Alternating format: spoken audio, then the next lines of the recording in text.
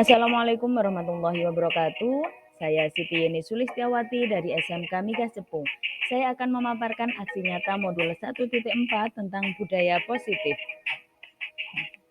Perkenalkan, saya merupakan calon guru penggerak angkatan ke-7 dari Kabupaten Blora. Dengan fasilitator beliau Bapak Fajar Suryanto dan pengajar praktik beliau Bapak Mas Rohan. Latar belakang masalah yakni siswa tidak suka dengan peraturan tertentu yang bertentangan dengan keinginan mereka seperti mengenakan sepatu berwarna hitam, potong rambut pendek, dan sebagainya. Hal ini dianggap sebagai suatu peraturan yang bertolak belakang dengan kesukaan mereka. Jika peraturan tersebut dilanggar, maka mereka akan terkena sanksi yang membuat rasa malu dan sakit hati. Untuk itu, perlu peningkatan budaya positif di sekolah guna menciptakan lingkungan pendidikan yang kondusif dan menumbuhkan kesadaran dari dalam diri siswa. Budaya positif harus selalu dilakukan untuk mewujudkan visi sekolah. Tujuan aksi nyata yang pertama meningkatkan budaya positif di sekolah dan yang kedua mewujudkan siswa profil pelajar Pancasila. Tolok ukur yang pertama, siswa dapat menyusun keyakinan kelas yang disepakati bersama oleh warga kelas. Yang kedua, siswa dapat menerapkan keyakinan kelas yang telah dibuat dengan kesadaran, penuh tanggung jawab, serta termotivasi dari dalam. Yang ketiga, siswa dapat meningkatkan budaya positif di sekolah. Lini masa tindakan yang pertama menghadap kepala sekolah, yang kedua berdiskusi dengan teman sejawat, ketiga sosialisasi ke warga sekolah, keempat membimbing penyusunan keyakinan kelas, dan terakhir yang kelima melaksanakan keyakinan kelas secara konsisten.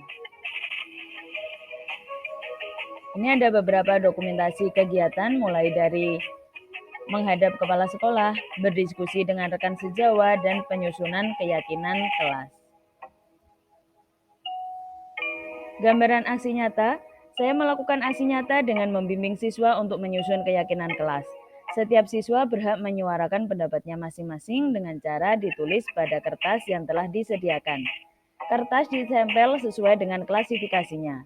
Saya juga melakukan pengimbasan ke rekan guru untuk menyusun keyakinan kelas sehingga tercipta kesamaan dalam menerapkan budaya positif di sekolah.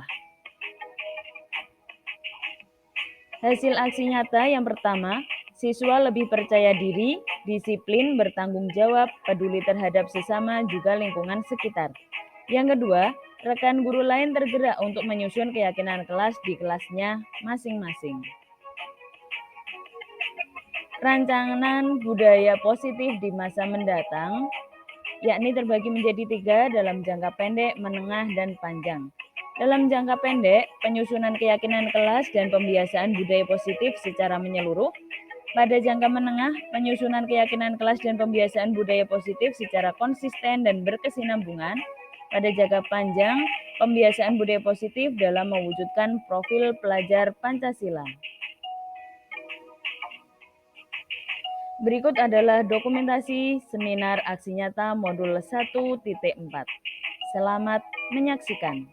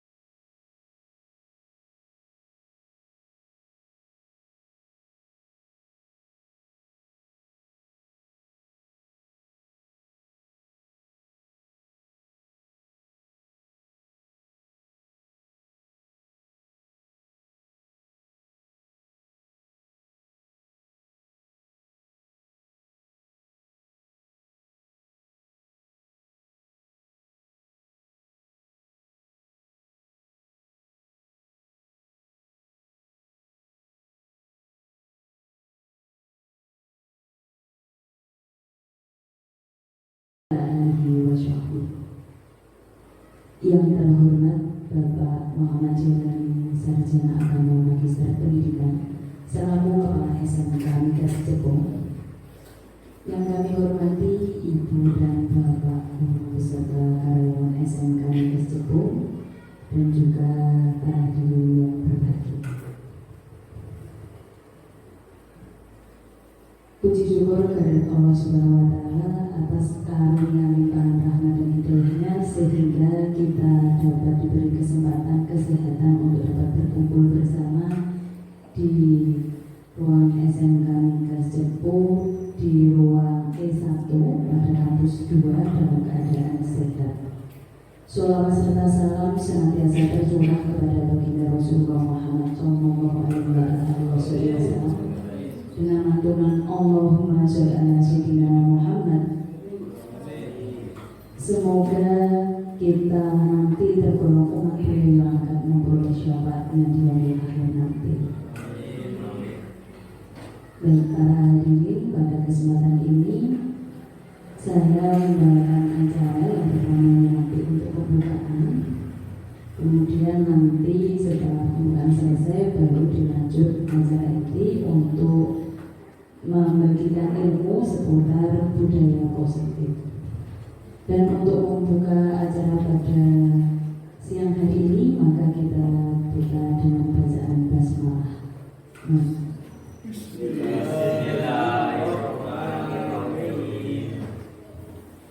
Acara yang selanjutnya yakni sambutan kepada beliau Bapak Muhammad Jailani, Sarjana Agama Magister Pendidikan selaku Kepala SMK Migas Jepang, dipersilakan.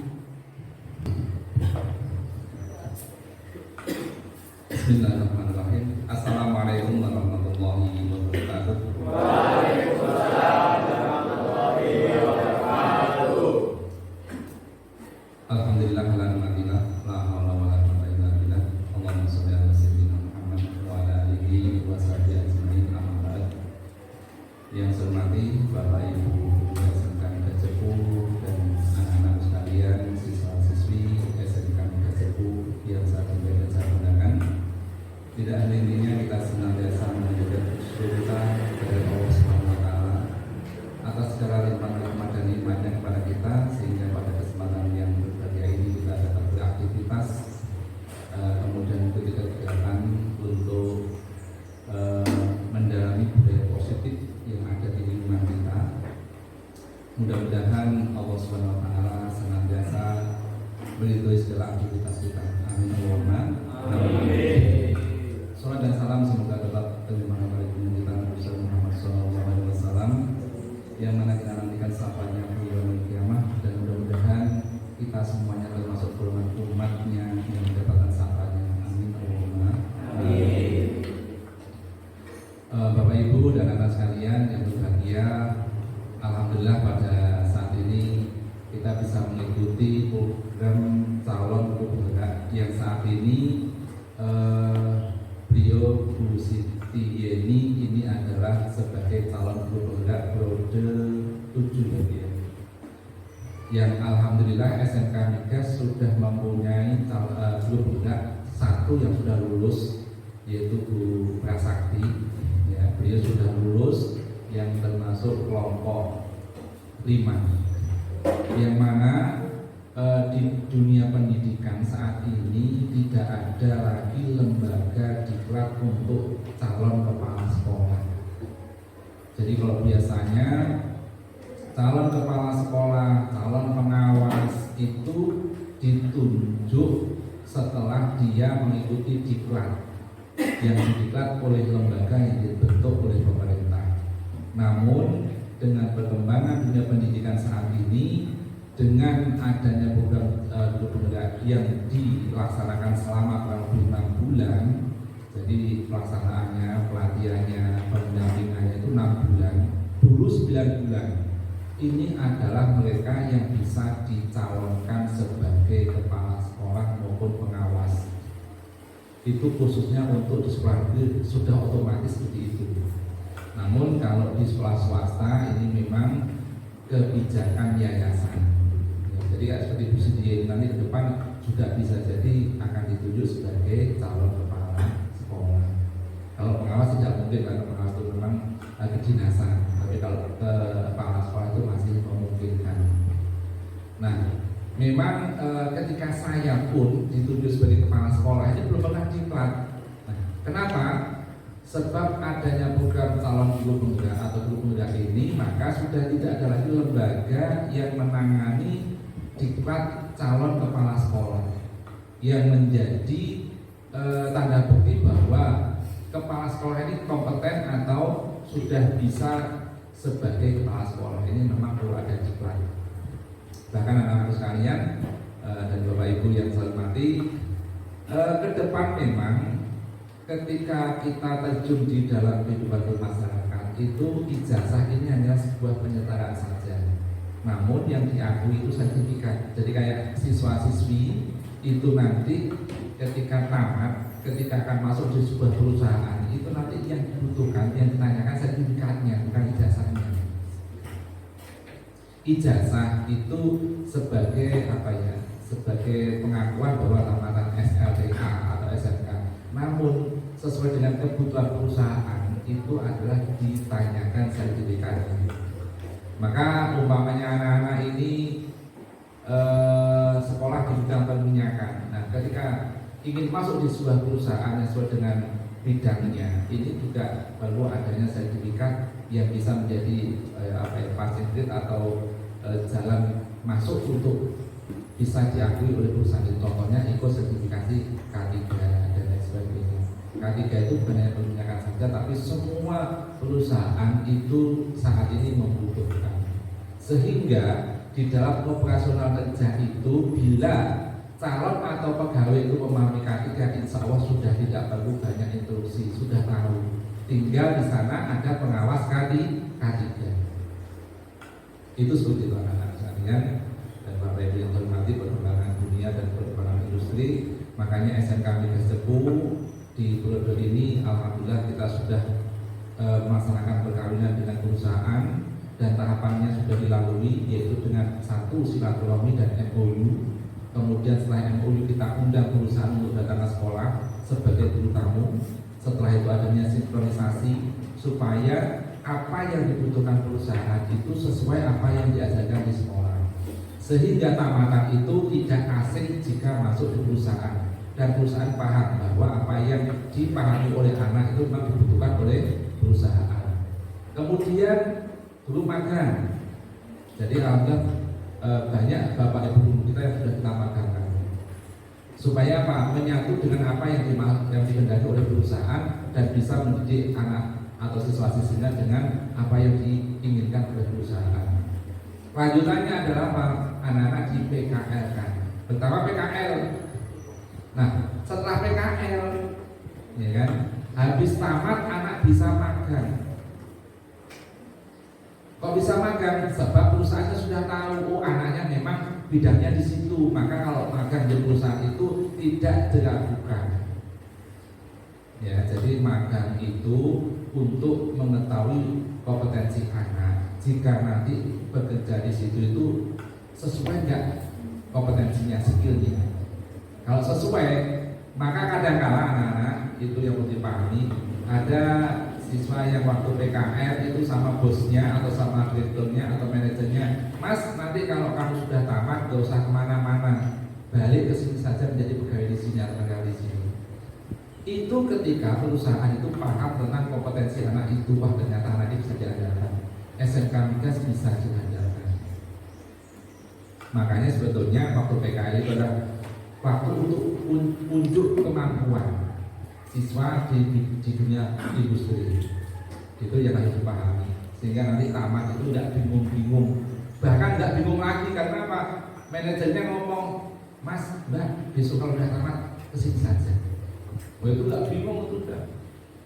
Lah kecuali yang malas. Kalau malas itu ketika tamat bingung dia. Malas itu kok bingung? Bingungnya itu dia bingung tapi tidak ada action. Hanya main HP di kamar atau main HP di warung kopi ngopi. Bingungnya teman-temannya sudah menyampaikan tentang kesuksesannya. Halo kawan, aku sudah di sini sukses. Nah, tidak lagi. Terus tambah bingung lagi, wah kawanku sudah sampai ke dunia, aku masih di kampung. Ini yang perlu dipahami oleh kita semuanya. Kami manajemen SMK Migas Cepu mengupayakan waktu demi waktu akan menggandeng banyak perusahaan. Karena apa? Ke depan SMK Migas pengennya alumninya itu, tamatannya itu nggak bingung bekerja. Karena apa? Banyak perusahaan yang datang ke sekolah kita itu untuk minta anak untuk dijadikan pegawai. Kok bisa? Karena kita sudah banyak gandengan dengan perusahaan dan anak-anak juga sudah kita PKN ke sana dan perusahaan sudah tahu. Jadi ketika sudah masa lulusan datang ke SMK Migas Cepu untuk minta calon tenaga. Itu insya Allah yang akan dilakukan oleh SMK Migas Cepu. Maka nanti siswa-siswi dan Bapak Ibu sekalian, ketika mempromosikan SMK Migas Cepu itu tidak canggung-canggung dan tidak malu-malu. Karena apa? Memang masa depan itu ada di SMK Migas Cepu. Lebih-lebih ketika ada bermunculan guru penggerak atau calon guru penggerak, itu sangat disambut dengan senang hati oleh SMK Migas Cepu. Bu Sakti, ya Bu Sakti memunculkan internasional kelas, ya, kelas internasional yang bayangannya memang SMK Migas Cepu itu mau go internasional. Cuma kemarin itu ketika sudah kita datangkan EO dari Jogja yang statusnya itu adalah Presiden Sukarelawan Apex. Jadi beliau ini adalah menangani bagaimana Indonesia mau kunjungan ke luar negeri. Beliau yang menjembatani. Luar negeri mau ke Indonesia juga beliau menjembatani. Bagaimana kok butuh penjembatan? Sebab kalau kita ke luar negeri, contohnya ke SMK atau kemana, tapi judulnya ke luar negeri itu sudah menjadi tamu kenegaraan. Maka kita disambut sebagai tamu negara, bukan atas nama sekolah, bukan. Nah itu yang menjadi gagasan munculnya kelas internasional atau internasional kelas. Yang di situ maksudnya adalah beliau anak ini mempunyai mental. Ketika nanti ditanya dengan orang asing sana itu dengan bahasa Inggrisnya itu siap komunikasi dengan yakin. Padahal sebetulnya itu asal kita berani untuk bahasa Jawanya mangap untuk komunikasi, insya Allah paham. Siapa yang kita ajak ngomong itu insya Allah paham. Nah, memang kalau seandainya untuk memastikan, ya sudah kita bentuk international class, ya kelas internasional supaya mungkin bahasanya agak oke, sehingga untuk ngomong, untuk berpenampilan itu semakin pede. Ini anak-anak sekalian, jadi dengan adanya guru penggerak ini ataupun calon guru penggerak ini kita sambut dengan senang hati dan termasuk sebuah kebanggaan. Sekolah mempunyai calon guru penggerak itu sebuah kebanggaan. Karena apa? Adanya calon guru penggerak ini pasti ada ide gagasan yang istimewa. Nah, kalau Ibu Siti ini akan membawa budaya positif. Kenapa muncul ide budaya positif? Habis pandemi, siapapun manusianya, ini diberi pandemi ini bukan menjadi orang yang baik. Satu, pasti pemalas. Kedua, ya pemalas itu biasanya apa ya? Biasanya malas itu sudah makan, kok gitu kan? Akhirnya makan harus pakai malas lagi. Sehingga kehidupan normal yang positif itu ditinggalkan. Disiplin waktu lebih-lebih. Nah makanya dengan idenya beliau ini budaya positif ini betul-betul harus dikenal dan dilaksanakan. Bukan yang dikenal kok. Bisa jadi kita semuanya kenal dengan budaya positif, tapi belum tentu bisa menjalankan budaya positif itu. Anak-anakku, makanya kenapa sih SMK Migas sedikit-sedikit kita tampilkan bapak-bapak pengambil untuk menggambarkan siswa-siswinya. Sebab belayan pandemi itu kadang-kadang sudah sedemikian rupa itu kadang-kadang masih kuat di dalam hati dan ingatan kita dan tingkah laku kita. Padahal ke depan kita itu dihadapkan permasalahan hidup yang luar biasa susahnya. Jadi ke depan dengan justru kecanggihan teknologi hidup kita bukan malah mudah, sulit. Oke, kita bisa menguasai teknologi, tapi yang lebih menguasai lebih banyak. Nah, kalau kita tidak betul-betul maksimal, tetap ketinggalan. Lebih-lebih yang gaptek, nggak menguasai teknologi. Kemarin anak-anakku setelah pandemi, guru kalian yang mestinya KI yang hanya berangkat dua sekolah, dua kelas, dua bis, itu betul-betul pelajaran yang luar biasa, menunjukkan bahwa didikan pandemi ini betul-betul mengkhawatirkan. Anak sebagai tamu, datang sebagai tamu dengan penampilan seenaknya. Kalau bahasa kita mestinya memalukan banget. Jadi kita sebagai tamu, tapi penampilannya nggak kayak tamu yang harus dihormati. Jadi mestinya pakai belpak, tapi kadang-kala belpaknya ini kayak jaket jaket, belpak dan jaket dalamnya kaos, jadi dibuka. Gayanya ya, jadi kancingnya nggak dikancingkan. Kemudian ketika diingatkan, Mas, kenapa nggak dikancingkan? Suhu Pak, dengan santainya suhu Pak. Jadi tidak ditutup. Kemudian belpak yang perdotan ya dari atas bawah. Itu belpak atasnya dipakai, tapi yang bawahnya celana pendek sepertiga gitu. Nah seperti itu. Tapi itu nggak punya beban kalau itu adalah merupakan budaya negatif, itu nggak punya beban.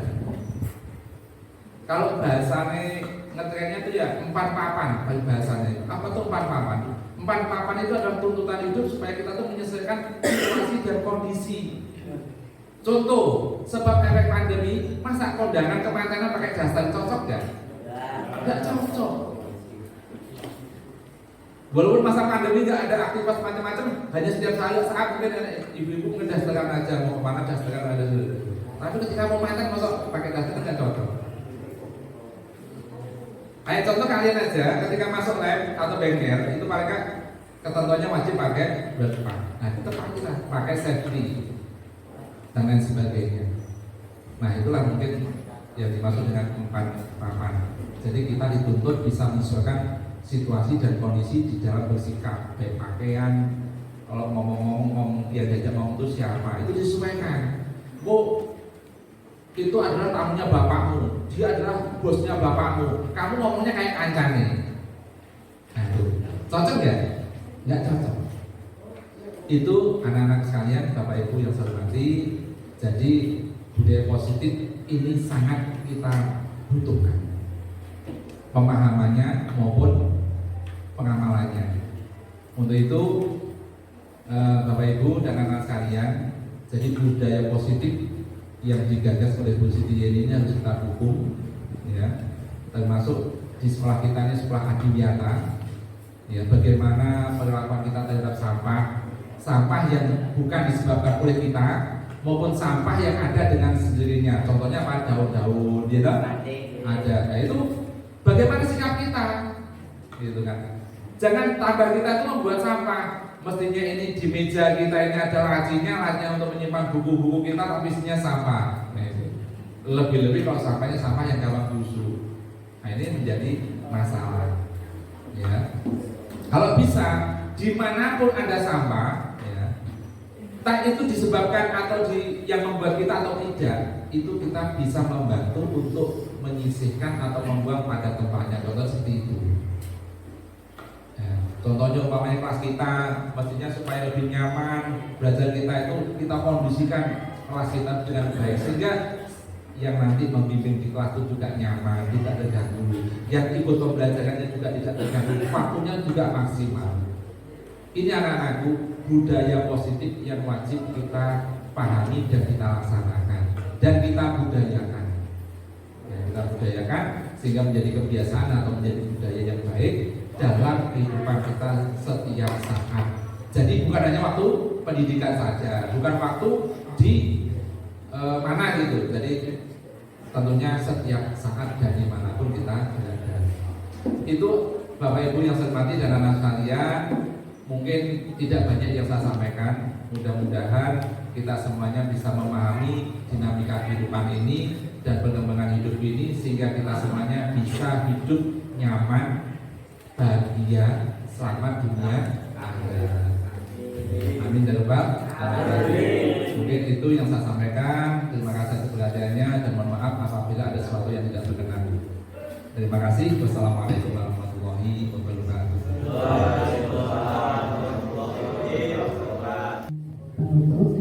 Untuk menutup acara pembukaan tabel ini, mari kita tutup dengan bacaan doa bersama.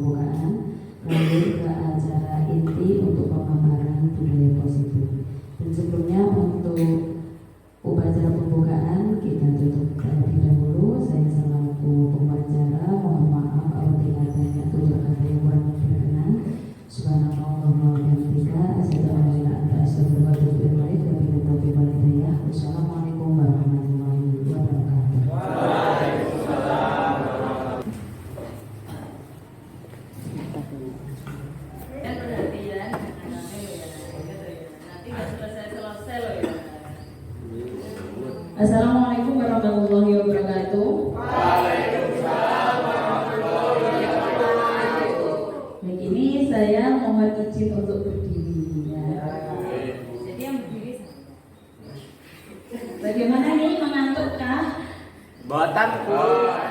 Sebelum saya memulai untuk memaparkan apa yang saya peroleh, sebelum saya membagi ilmu saya, dan supaya menghilangkan rasa ngantuk,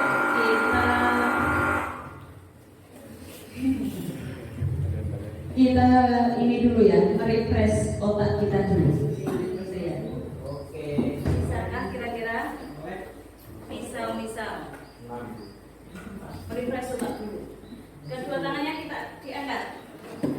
Bisa paling ya? Tidak bisa ya? Kemudian ada seekor kelinci. Seekor kelinci. Kelincinya kita tembak. Terus bisa. Kelincinya lari ke sini. Kita tembak. Bisa. Kita balik lagi. Lari lagi. Kita tembak. Bisa. Bisa. Yang sudah biasa bisa.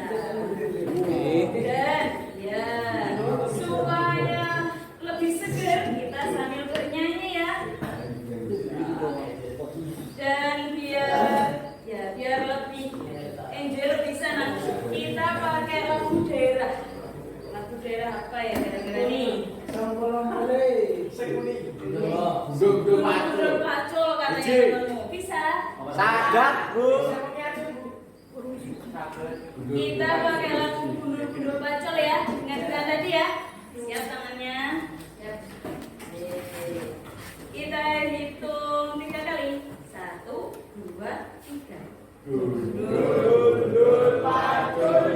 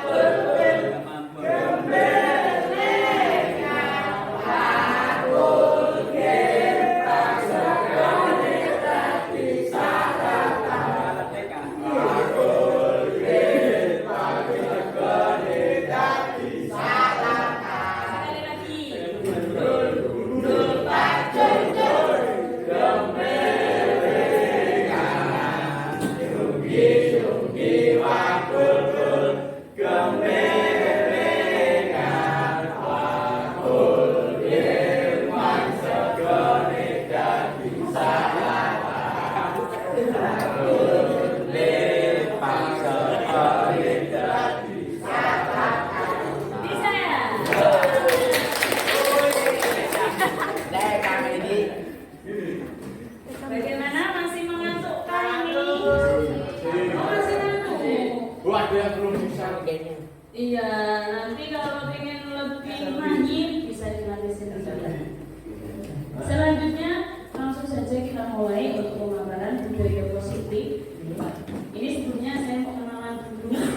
Saya di sini ingin membagikan ilmu saya dari program guru penggerak angkatan ke-7 dari Kabupaten Blora. Jadi dari Kabupaten Blora itu untuk program guru penggeraknya ada 2 angkatan sementara ini. Angkatan ke-5 yang tadi disampaikan oleh Bapak Kepala Sekolah dari SMK Migas ada Ibu Prasakti, kemudian di angkatan ke-7 ada saya.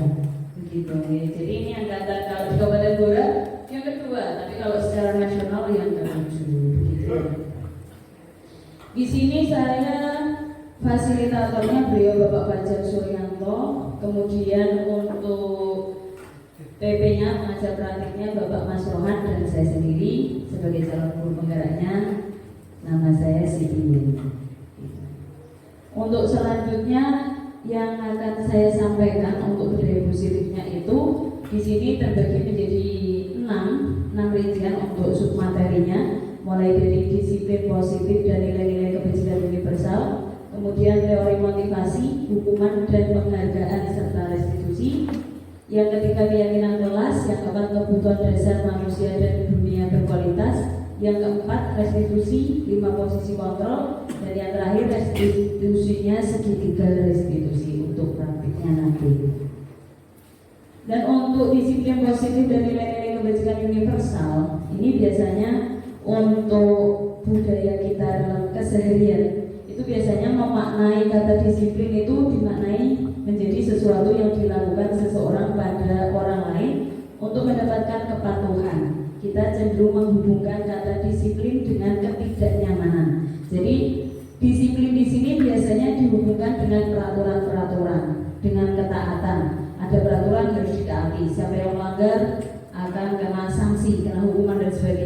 Jadi di sini disiplin itu dihubungkan dengan sesuatu yang membuat orang itu menjadi tidak nyaman. Namun dulu pun saya juga beranggap begitu. Namun ketika saya mempelajari lebih lanjut, terutama ketika mengikuti program guru penggerak ini, ternyata tidaklah seperti itu. Ya, jadi disiplin ini berbeda. Dan untuk nilai kebajikan universalnya ini ada beberapa. Namun saya mengambil satu saja sebagai sampel untuk fokusnya, yakni di profil pelajar Pancasila. Yang pertama ada beriman, bertakwa kepada Tuhan Yang Maha Esa dan berakhlak mulia. Yang kedua mandiri, ketiga bernalar kritis, keempat berkebinekaan global, kelima bergotong royong, dan yang keenam kreatif. Ini untuk nilai-nilai kebajikan universal dari profil pelajar Pancasila. Sebenarnya untuk nilai kebajikan universalnya tidak hanya ini, ada beberapa, namun saya mengambil fokus di profil pelajar Pancasila. Ini saya sesuaikan dengan kurikulum di era sekarang, itu pendidikan semakin maju sehingga kurikulumnya berubah menjadi kurikulum merdeka, yang mana dari kurikulum merdeka ini tujuan akhirnya nanti dan di dalam pembelajarannya itu selalu ada implementasi dari profil pelajar Pancasila. Ini berlaku untuk kelas 10 dan juga kelas 11 yang di tahun ajaran yang akan datang. Kalau untuk kelas 11 dan 12 yang sekarang masih menggunakan kurikulum 13 edisi. Yang sini apa tadi? Setelah gambarnya apa? Dewasa. Dowoco, ya bisa pakai dowoco. Sini.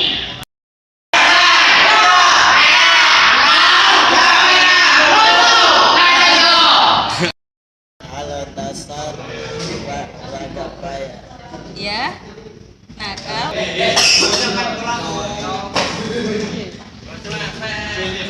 Tong dowoco piye to? Hasil banget.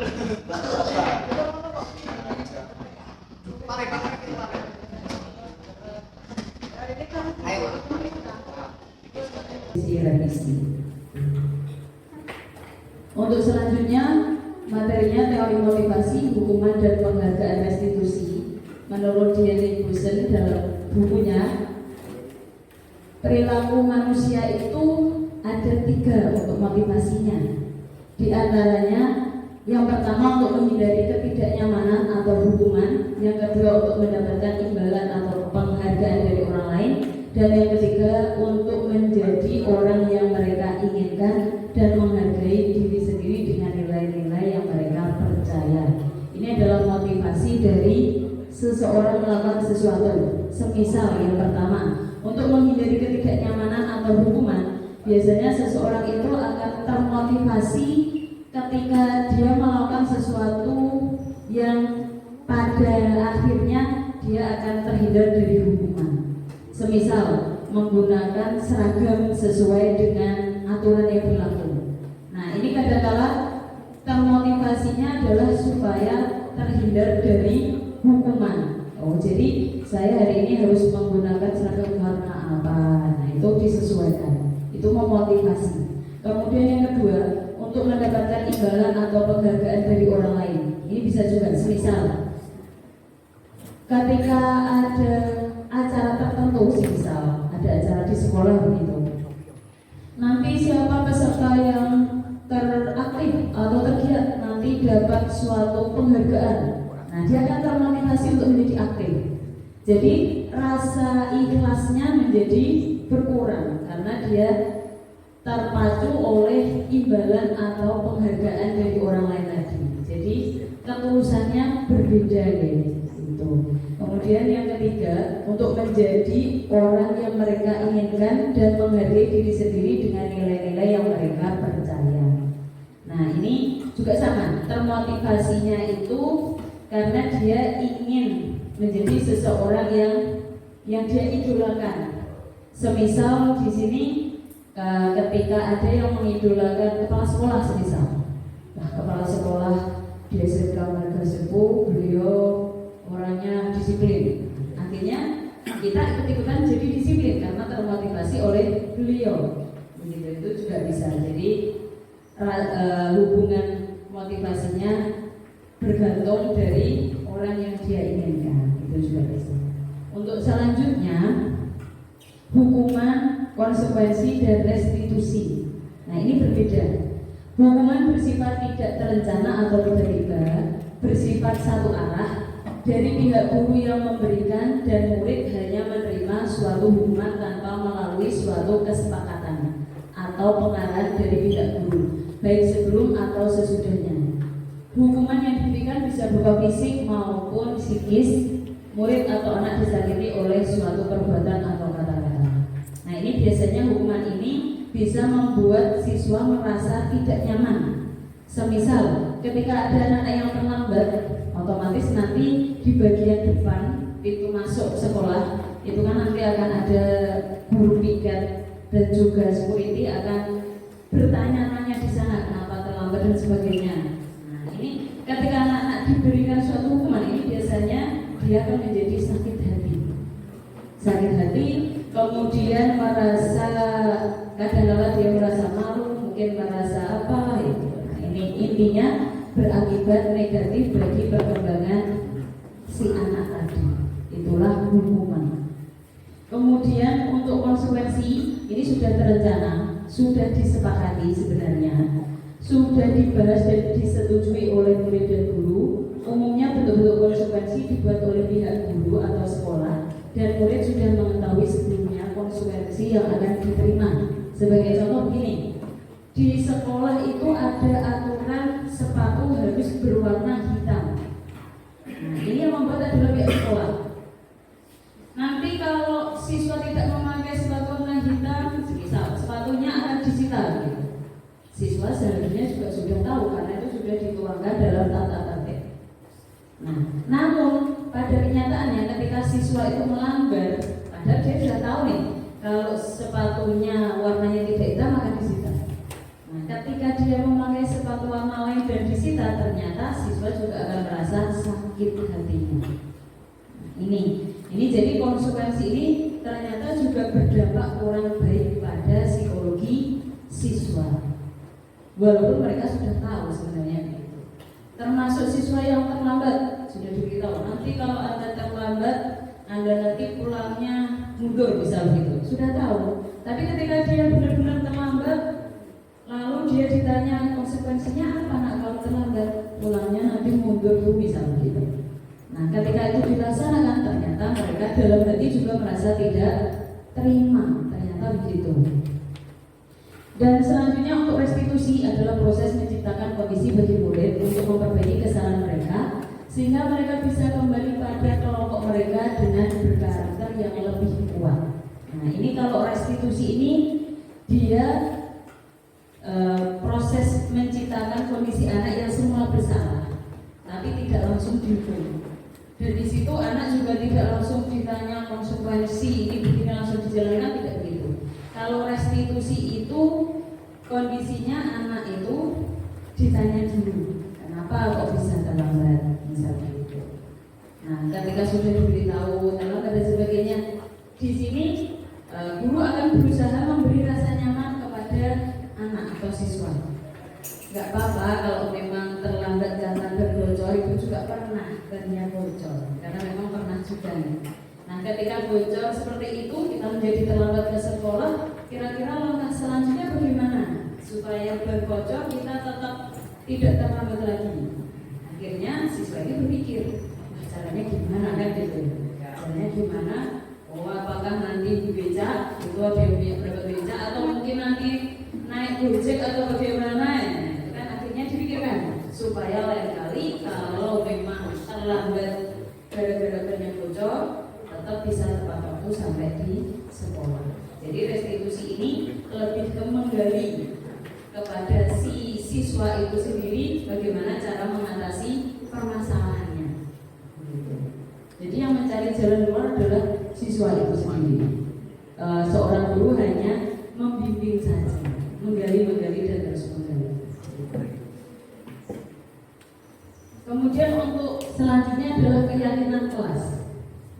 Untuk prosedur pembentukan keyakinan kelas, yang pertama adalah mempersilahkan siswa di kelas itu untuk mencurahkan pendapatnya tentang peraturan yang perlu disepakati di kelas.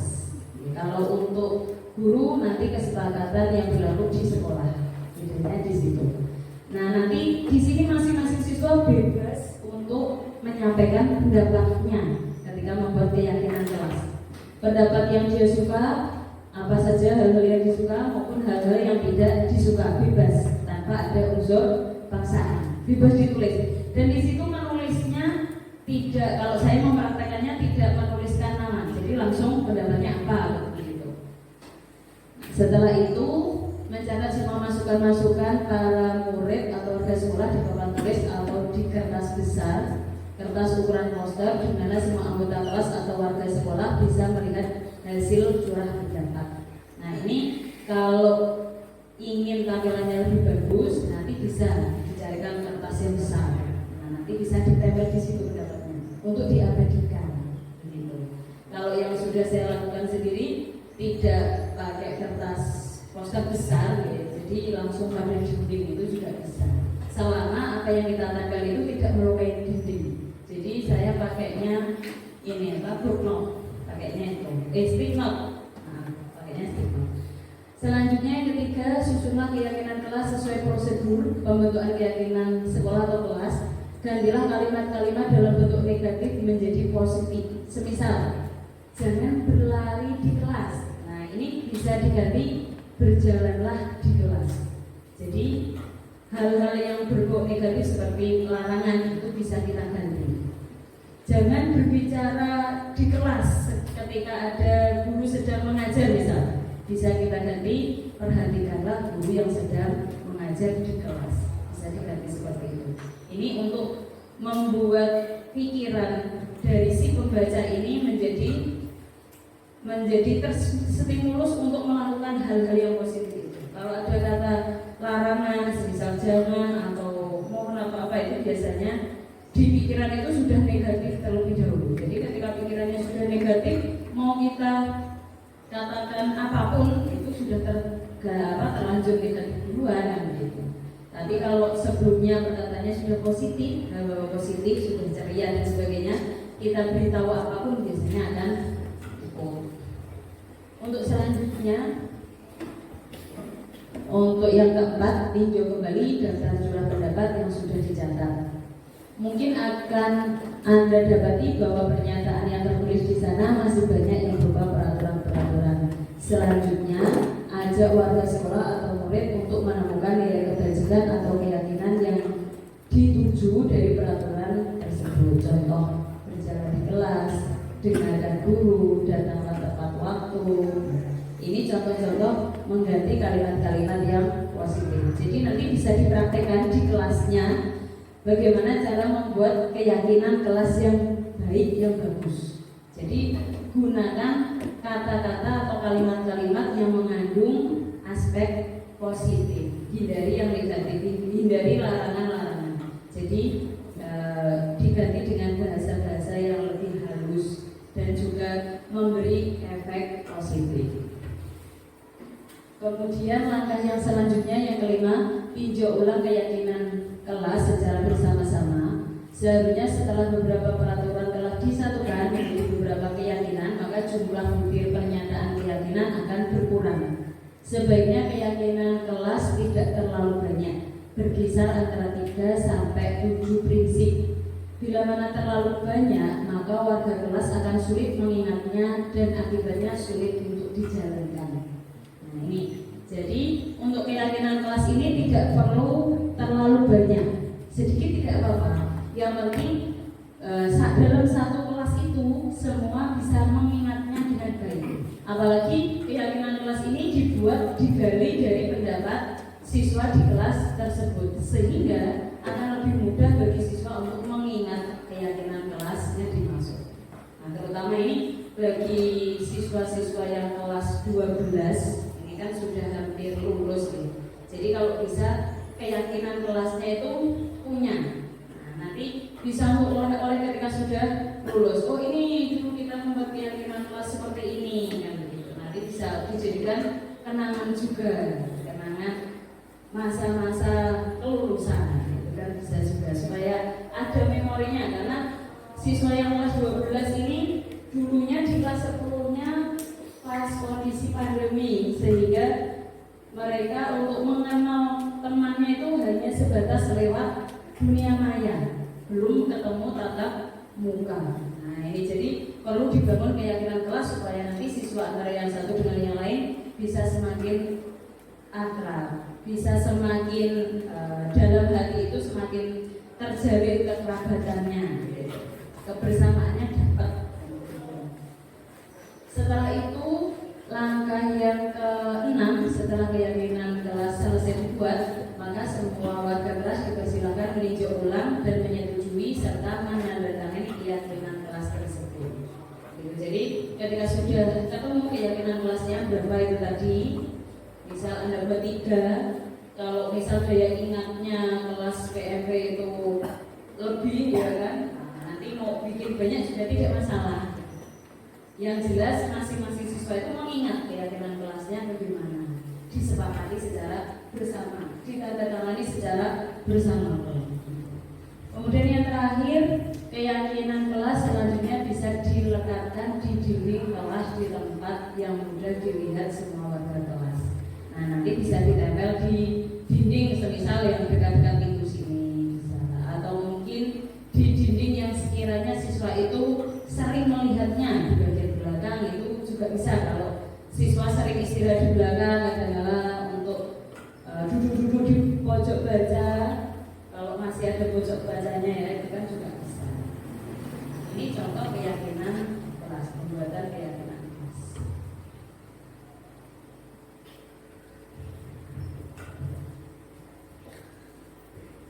Gambarnya jelas gak? Jelas, Bu. Pada hari ini seperti yang sudah saya sampaikan tadi ya, kita akan, jadi masing-masing anak nanti akan menulis keyakinan kelas yang akan Anda sampaikan sesuai dengan situasi hatimu ya. Jadi masing-masing anak bebas untuk menyuarakan isi hatinya. Kira-kira budaya di sekolah yang Anda suka apa dan yang tidak Anda suka yang apa? Yang pada kertas yang telah saya berikan tadi, untuk yang disuka ada kertas yang berwarna hijau, kemudian yang selebihnya adalah yang tidak disuka. Nanti ketika Anda sudah selesai, nanti silahkan secara mandiri ditempel di depan sini ya. Ini nanti kelompok untuk yang laki-laki di sini, yang suka di bagian atas, yang tidak suka di bagian bawah, kemudian perempuan nanti di sini.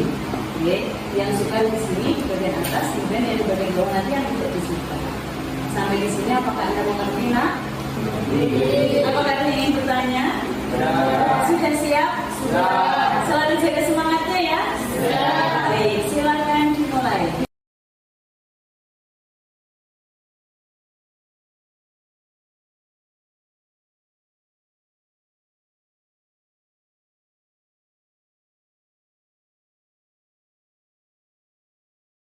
Baik, sekarang apa yang Anda tuang tadi silakan ditempel di titik sini secara mandiri. Monggo silakan.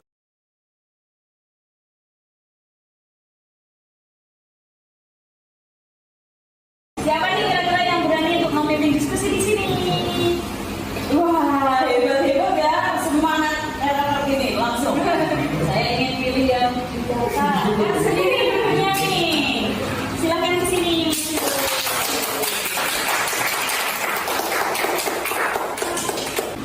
Assalamualaikum warahmatullahi wabarakatuh. Waalaikumsalam warahmatullahi wabarakatuh. Hari ini saya ingin menjelaskan tentang pendapatnya teman-teman tentang budaya di sekolah. Yang disukai teman-teman dari cewek, budaya positif di sekolah dan disukai adalah dengan kata wamil dan hubungan bersih. Kalau yang tidak disukai dari anak-anak perempuan, untuk anak-anak agar bisa bersiap apel dan aturan sepatu, karena saat belajar tidak ada hubungannya dengan warna sepatu. Kalau menuntut anak-anak agar bisa siap apel, itu dikarenakan setiap anak-anak memiliki kelebihan masing-masing. Semisal tidak memiliki kelebihan pada pemahaman atau MTK. Kalau dia sekali saat kegiatan olahraga itu akan mendidik para siswa untuk menjadi lebih disiplin. Serta kalau gimana sih, karena membuat lingkungan menjadi lebih hijau, lebih asri dan nyaman ketika belajar di sekolah. Tambahan, juga seharusnya setiap siswa disuruh membawa botol air minum untuk menyiram bunga yang ada di lingkungan sekolah. Saat seperti itu. Anak, ini tadi sudah selesai ya yang kelompok perempuan. Sekarang kita lanjut ke kelompok laki-laki. Nah, kira-kira suaranya kelompok laki-laki ini tadi apa saja? Kira-kira siapa nih yang berani memimpin diskusi di depan sini? Sini. Oke, saya ini namanya. Mau ke Mas, maju.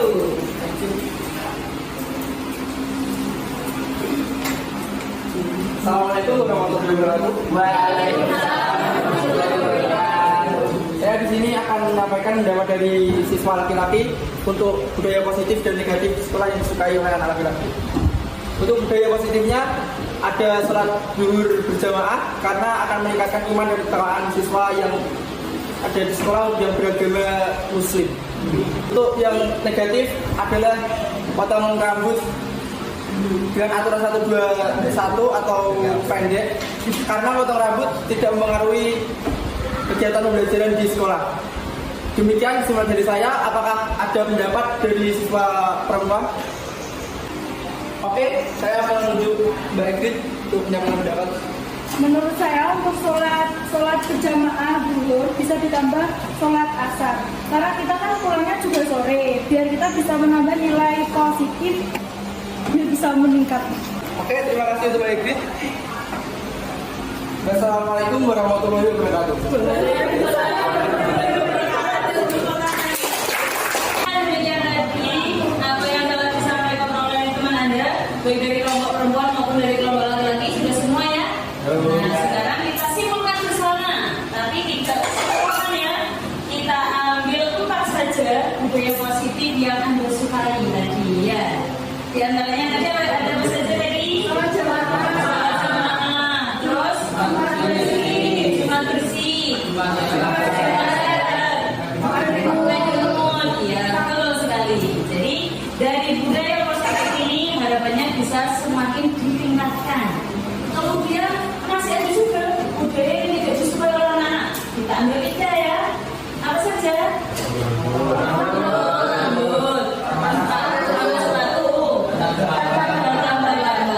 Nah, ini budaya yang tidak ada suka ini sekaligus bisa dijadikan sebagai wahana untuk introspeksi diri. Kira-kira tidak baiknya budaya ini apakah karena memang tidak baik secara umum atau mungkin tidak baik hanya bagi siswa saja. Nanti kalau kita introspeksi, begitu ya. Baiklah, dan dari hasil pengembangan tadi, hasil pembuatan keyakinan kelas dari kelas 12 EKI, bisa kita simpulkan bahwa anak kelas 12 EKI sangat senang sholat berjamaah, begitu ya. Kemudian anak kelas 12 EKI juga senang dengan kegiatan Jumat bersih, Jumat sehat, dan juga berjamaah, begitu ya. Dan dari situ nampak juga bahwa Anda juga tidak suka anak yang terlambat, gitu kan ya, suka dengan perhatian dan sebagainya.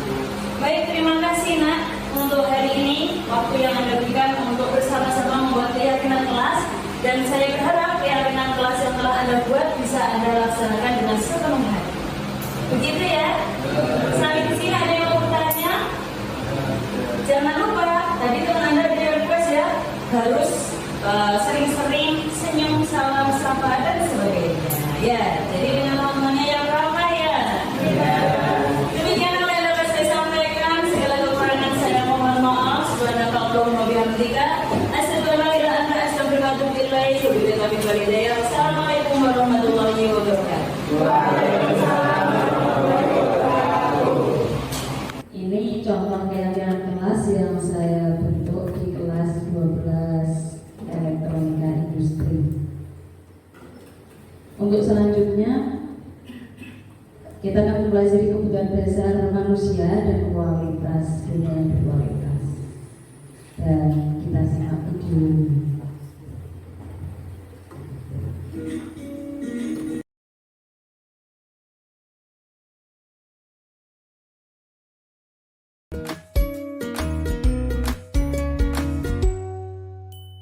Salam dan bahagia Ibu dan Bapak guru hebat. Untuk membangun budaya sekolah yang positif dengan lingkungan yang aman dan mendukung murid untuk menjadi pribadi yang berdaya, seimbang, dan bahagia, salah satu upaya yang dapat dilakukan oleh guru adalah memahami kebutuhan dasar yang mendasari perilaku murid. Pada video kali ini, kita akan membahas tentang 5 kebutuhan dasar manusia.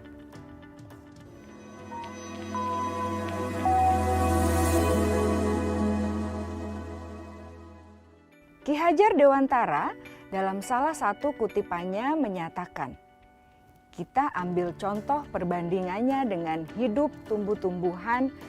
Seorang petani dalam hakikatnya sama kewajibannya dengan seorang pendidik yang menanam padi misalnya. Hanya dapat menuntun tumbuhnya padi.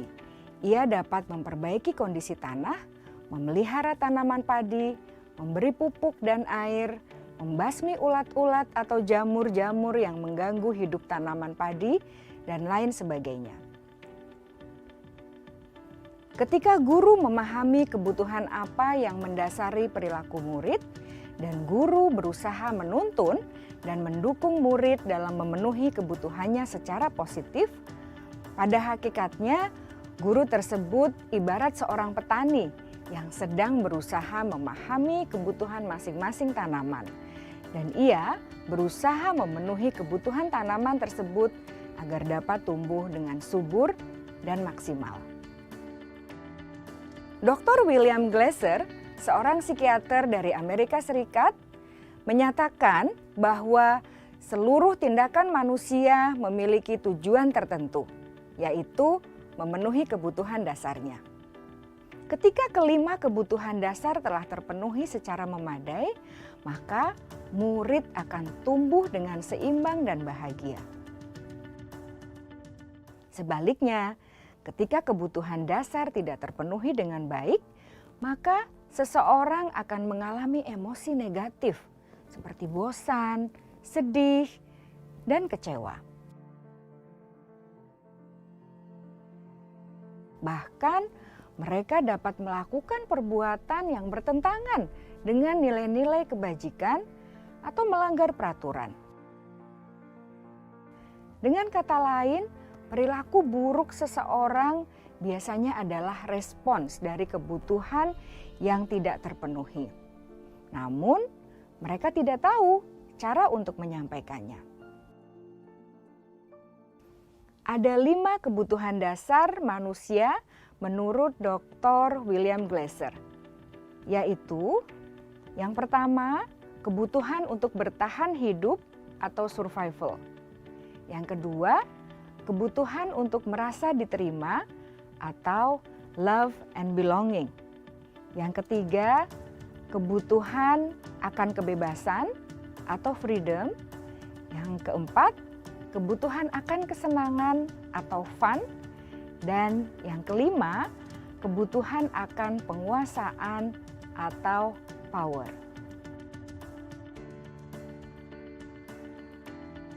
Kebutuhan dasar yang pertama adalah kebutuhan yang bersifat fisiologis untuk bertahan hidup atau survival. Misalnya, kesehatan, rumah, dan makanan. Kebutuhan biologis sebagai bagian dari proses reproduksi, termasuk kebutuhan untuk tetap bertahan hidup. Kebutuhan untuk merasa aman juga termasuk dalam kebutuhan ini.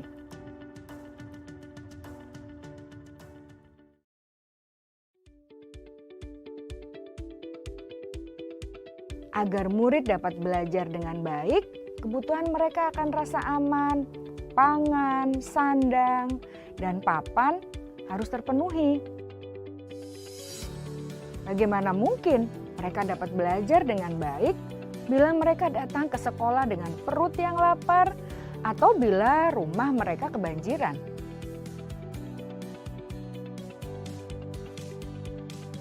Setelah kita mengetahui kebutuhan pertama yang sebagian besar bersifat fisiologis, mari kita lihat kebutuhan kedua sampai kelima yang semuanya berhubungan dengan psikologis.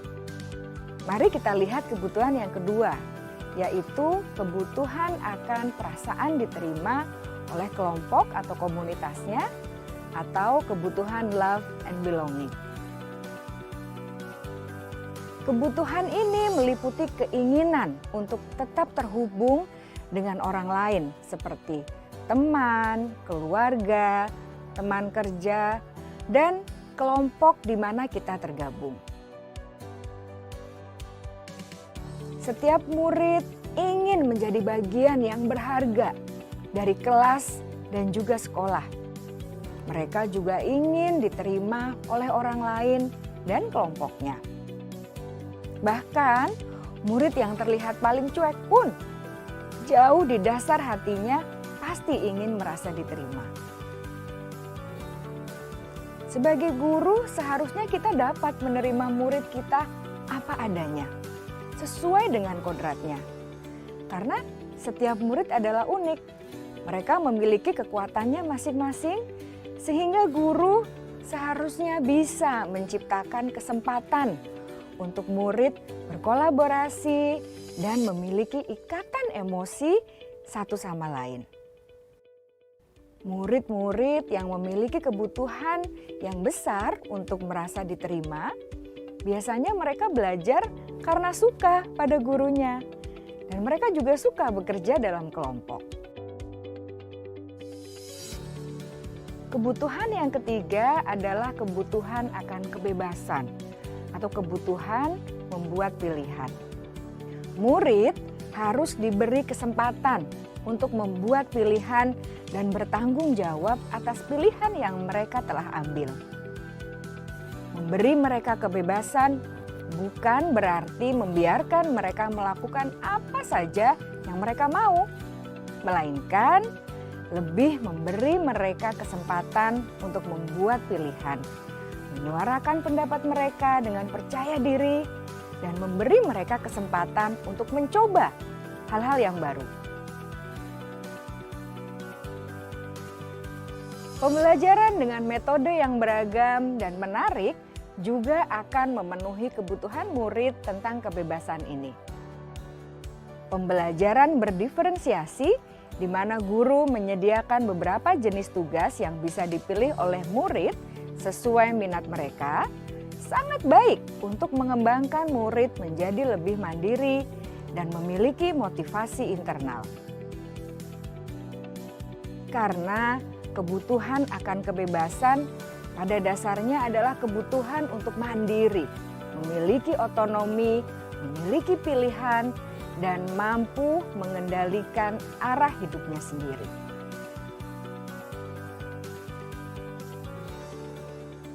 Kebutuhan yang keempat adalah kebutuhan akan kesenangan. Bayangkan Bapak Ibu, hidup tanpa rasa senang.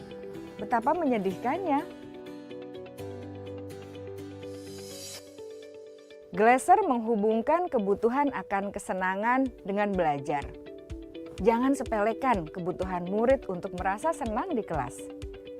Sebagai guru, jangan ragu-ragu untuk dengan sengaja memasukkan kegiatan yang menyenangkan dalam kelas.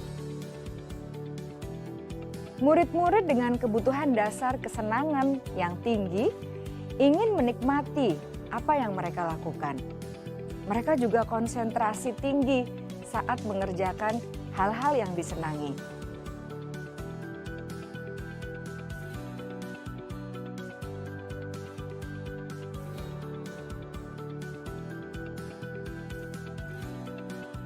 Kebutuhan yang kelima adalah kebutuhan akan penguasaan. Setiap murid memiliki kebutuhan untuk merasa kompeten, menjadi terampil, diakui pencapaian dan keterampilannya, didengarkan, bisa membuat dampak dan pengaruh, dan memiliki rasa harga diri. Mereka sebaiknya diberi kesempatan untuk membuat keputusan tentang hal-hal yang penting dalam hidupnya dan tidak merasa dikontrol oleh sistem sekolah. Pada murid yang telah menginjak usia remaja, seringkali mereka merasa tidak memegang kendali atas kehidupannya sendiri, karena guru kerap kali berpengaruh dalam mengambil keputusan. Murid-murid yang memiliki kebutuhan dasar akan penguasaan yang tinggi, biasanya selalu ingin menjadi pemimpin. Mereka juga suka mengamati sebelum mencoba hal-hal yang baru. Mereka juga perfeksionis dan merasa kecewa bila melakukan kesalahan.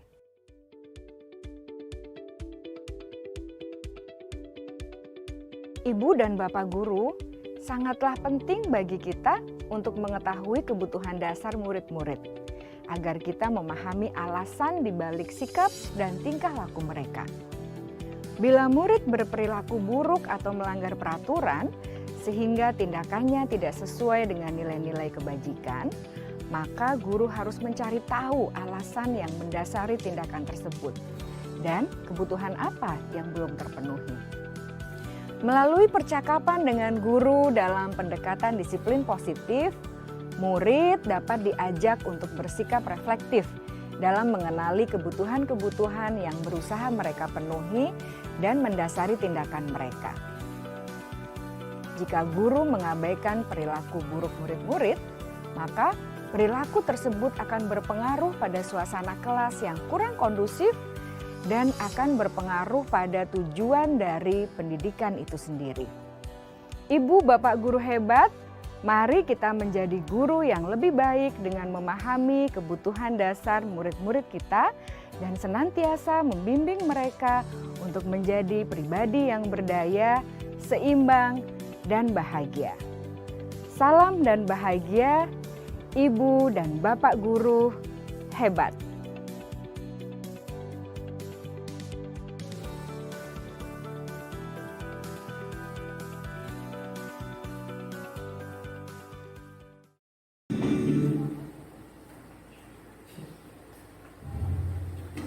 Itu tadi kaitannya dengan 5 kebutuhan dasar manusia.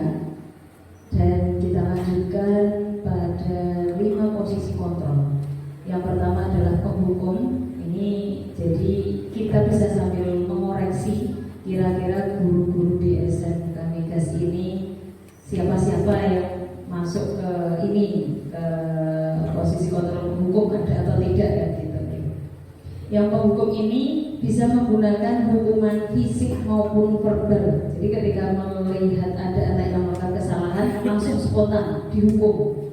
Entah itu nanti disuruh lari keliling lapangan misal, atau mungkin disuruh membersihkan halaman misal, atau mencabuti rumput dan sebagainya. Itu posisi penghukum. Di sini posisi penghukum ini membuat anak menjadi jera. Dan secara psikologis mereka juga berdampak negatif. Mereka akan merasa sakit hati karena merasa dihukum itu tadi. Kemudian ada juga posisi kontrol sebagai membuat rasa bersalah. Nah, di sini biasanya guru-guru membuat rasa bersalah itu cenderung akrab dengan siswa. Suaranya juga biasanya lebih lemah lembut, biasanya begitu. Dan di sini biasanya menggunakan kata-kata yang bisa menyentuh hati, misal begitu. Nah, di mana dari kata-kata guru ini bisa menyebabkan siswa itu merasa seolah-olah dirinya bersalah sehingga dia harus bisa memperbaiki kesalahannya. Kemudian yang selanjutnya posisinya sebagai teman. Di sini biasanya ada seorang guru yang akrab dengan siswanya, ngobrol dan sebagainya, membuat siswa itu merasa nyaman. Tapi di sini juga ada sisi negatif dan positifnya.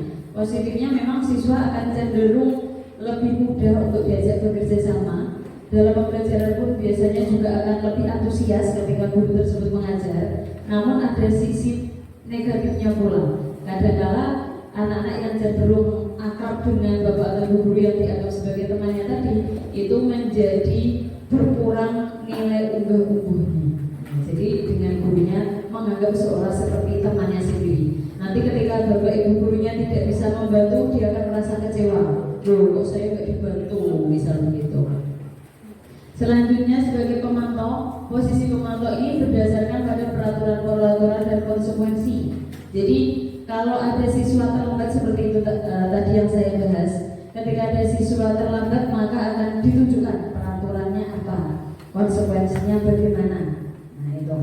Jadi di sini guru yang seperti ini biasanya dia cenderung seperti memonitor siswa-siswanya. Di dalam pembelajaran di kelas juga begitu. Ini mengerjakan tugas atau tidak. Kalau tidak mengerjakan bagaimana?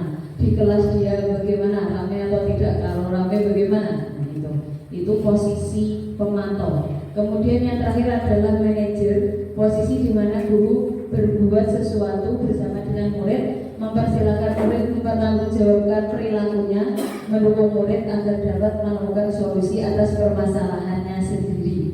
Jadi di posisi manajer ini guru bersama-sama dengan murid. Di posisi manajer ini tidak langsung peraturannya begini, konsekuensinya begini. Peraturannya Anda datang tepat waktu, kalau terlambat dapat hukuman, tidak langsung begitu. Jadi di posisi manajer ini akan dibahas bersama dulu, kok bisa terlambat kenapa. Kemudian dicari jalan keluar secara bersama, itu posisi manajer. Nah, guru-guru di sini biasanya akan ada yang menjalankan peran dari masing-masing ini karena banyaknya guru-guru di SMK Mega Jepang. Jadi tidak usah seragam semua sifatnya ini belum. Ini untuk contoh dari 5 posisi kontrol. Contoh penerapannya.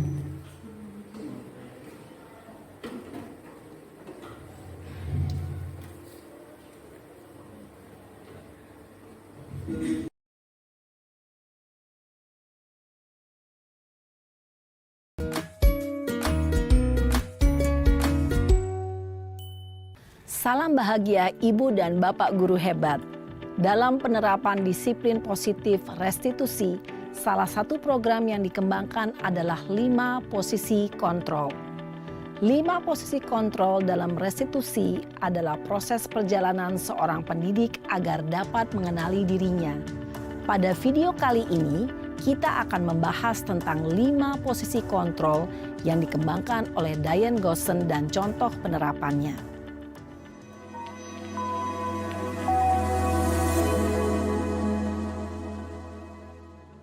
5 posisi kontrol itu adalah 1. Posisi penghukum, 2. Posisi pembuat merasa bersalah, 3. Posisi teman, 4. Posisi pemantau atau monitor, dan 5. Posisi manajer. Untuk lebih memahami kelima posisi tersebut, mari kita saksikan kasus Naren yang terlambat hadir 20 menit di sekolah dan melihat bagaimana kelima posisi kontrol dalam menghadapi masalah tersebut.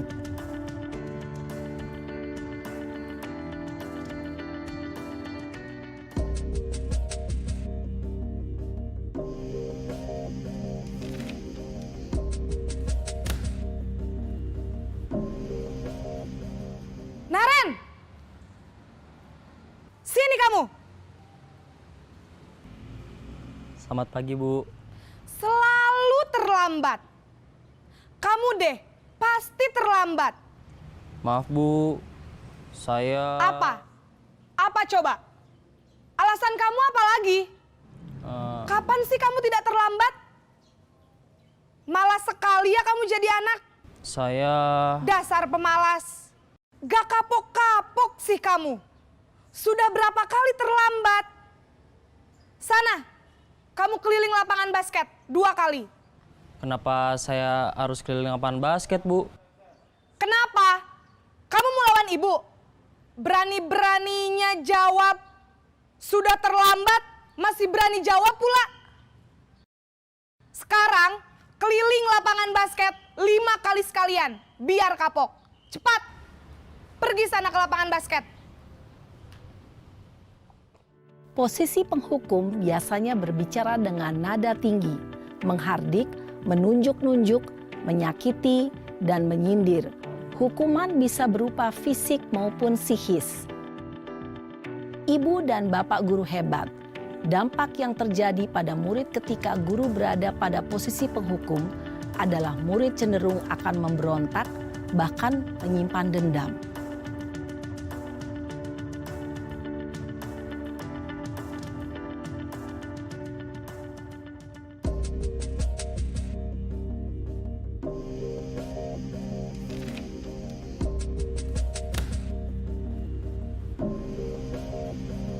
Naren!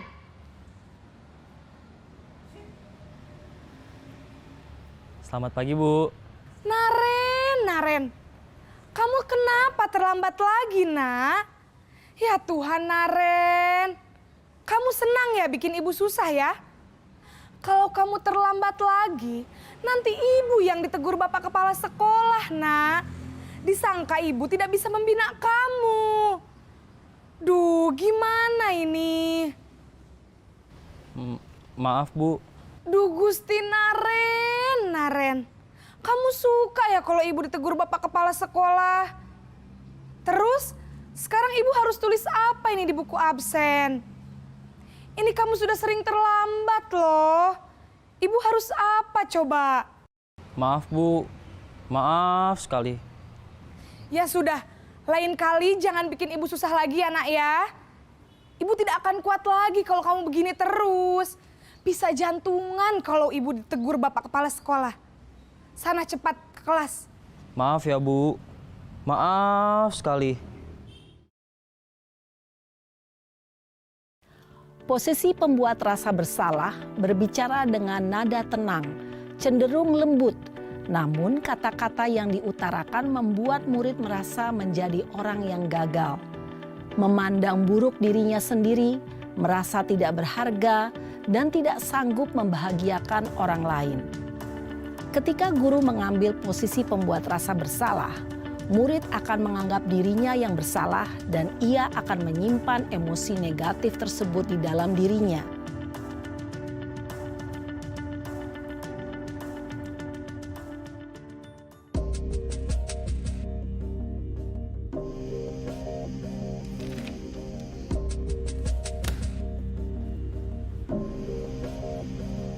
Naren!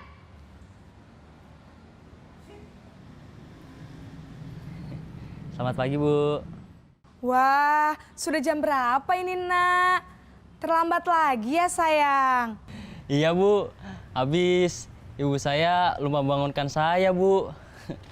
Kamu malah menyalahkan ibu kamu. Kamu bukannya anak yang larinya paling kenceng. Kok terlambat sih? Iya, Bu. Saya memang terlambat bangun tadi. Jadi, biarpun saya lari kencang, tetap gak kekejar, Bu.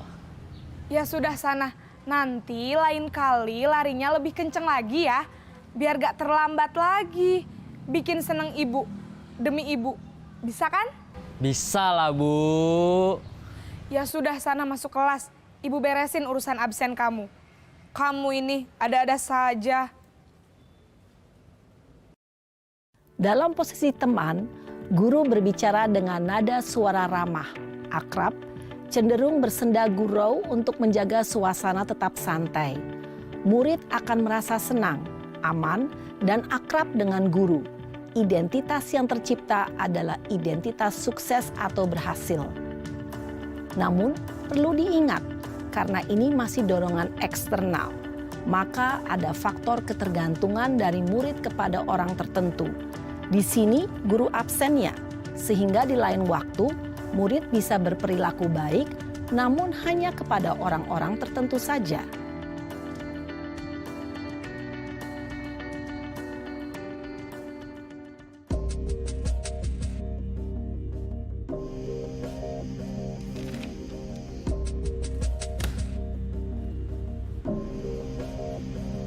Naren!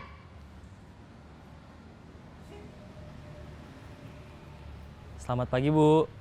Naren, apa peraturan sekolah kita tentang jam berapa kita harus masuk sekolah, Nak?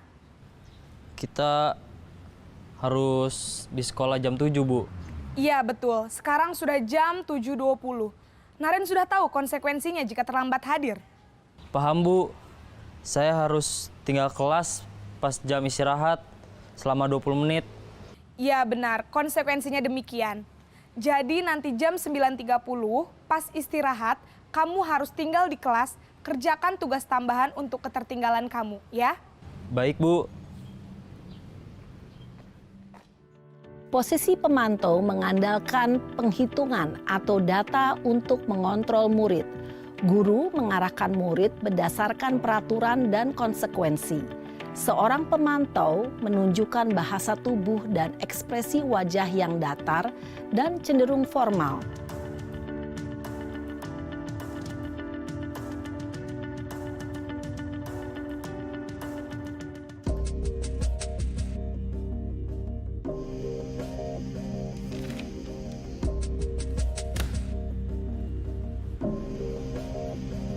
Naren!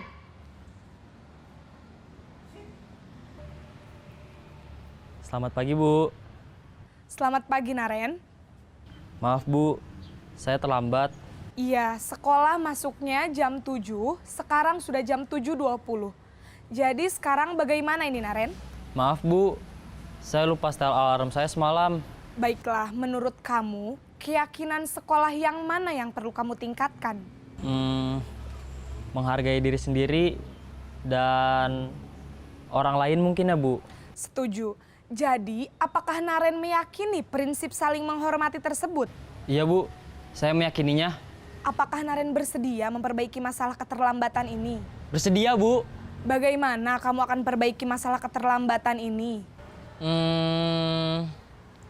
Saya akan coba untuk tidak lupa menyetel alarm saya Bu. Baik, kalau Naren lupa menyetel alarm di rumah, ada orang yang kira-kira bisa bantu mengingatkan tidak? Ada Bu, kakak saya, Kak Ema. Ada lagi selain Kak Ema? Selain Kak Ema, ada ibu saya. Baik, jadi yang mengingatkan Naren adalah Kak Ema dan ibu kamu ya? Kira-kira akan mulai setel alarm kapan nih Naren? Setelah pulang sekolah, akan segera saya lakukan. Baik, jadi Naren akan setel alarm untuk bangun besok pagi dan akan diingatkan oleh kakak dan ibunda Naren ya. Ada lagi yang mungkin perlu dilakukan Naren? Agar tidak terlambat bangun lagi. Tidak ada Bu. Baik Naren, terima kasih untuk kerjasama kamu. Sekarang kamu perlu kembali ke kelas untuk belajar. Baik Bu, terima kasih. Posisi manajer adalah posisi kontrol yang disarankan untuk membimbing murid memiliki sikap disiplin yang positif, yaitu murid yang mandiri, bertanggung jawab, dan dapat memecahkan masalah. Tujuan dari posisi ini adalah agar murid dapat berefleksi atas tindakannya. Guru akan dengan tulus memberikan pertanyaan-pertanyaan bermakna, sehingga membuat murid dapat belajar dari kesalahannya dan mencari sebuah solusi untuk menyelesaikannya. Ibu dan Bapak guru hebat, setelah mengamati adegan kelima posisi kontrol tadi, kira-kira posisi mana yang paling ideal? Posisi mana yang dapat menunjang motivasi intrinsik murid? Ya, tentu posisi manajer. Posisi ini memang posisi ideal yang ingin dituju setiap pendidik.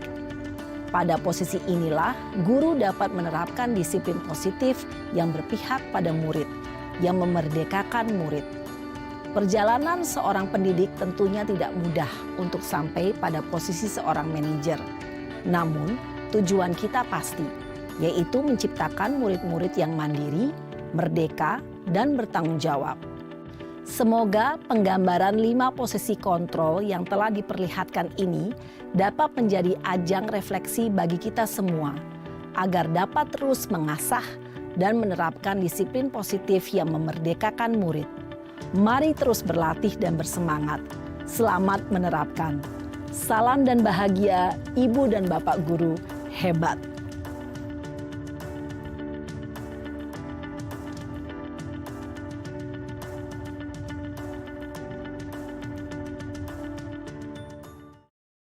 Tiga restitusi, jadi sesuai dengan judulnya segitiga, jadi ada 3 langkah atau 3 tahap. mulai dari menstabilkan identitas, kemudian yang kedua validasi tindakan yang salah, dan yang ketiga adalah menanyakan keyakinan. Nah, ini langkah pertama, menstabilkan identitas ini bisa dilakukan dengan cara setiap orang pasti pernah melakukan kesalahan. Dalam artian di sini kita membuat supaya orang yang kita hadapi merasa seolah-olah dirinya itu ya memang bersalah, tapi tidak yang salah-salah banget gitu. Jadi dia bersalah tapi diperlakukan dengan baik gitu. Jadi salah tapi masih diperlakukan dengan baik. Ini kan membuat orang menjadi lebih nyaman atas kesalahan yang dia lakukan. Setelah itu baru yang kedua divalidasi tindakan yang salah. Di situ digali informasi kira-kira kesalahan yang dilakukan itu kenapa bisa terjadi, alasannya bagaimana. Baru setelah itu langkah yang ketiga menanyakan keyakinan, dibuat kesepakatan secara bersama supaya kesalahan itu tidak diulang kembali. Nah, ini untuk praktek segitiga restitusinya. Nanti di sini ada teori segitiga restitusi terlebih dahulu.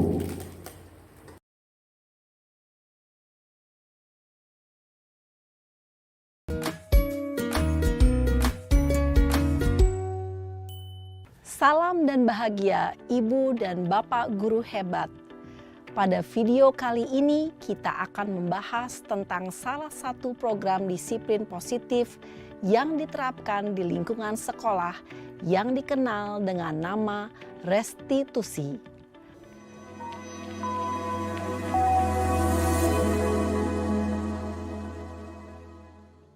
Restitusi dikembangkan oleh pakar pendidikan Diane Gosson, berlandaskan pada teori kontrol Dr. William Glasser. Segitiga restitusi adalah suatu proses dialog yang dijalankan oleh guru atau orang tua agar dapat menghasilkan murid yang mandiri dan bertanggung jawab. Pada saat guru di posisi manajer, aspek yang dikembangkan pada murid adalah motivasi intrinsik, sehingga penanaman nilai-nilai kebajikan dapat tumbuh dan berkembang menjadi suatu kebiasaan positif yang akhirnya membentuk karakter murid. Proses dialog ini terdiri dari 3 langkah yang digambarkan pada ketiga sisi pada segitiga restitusi. Sisi pertama adalah menstabilkan identitas. Sisi yang kedua adalah validasi tindakan yang salah. Dan sisi yang ketiga adalah menanyakan keyakinan.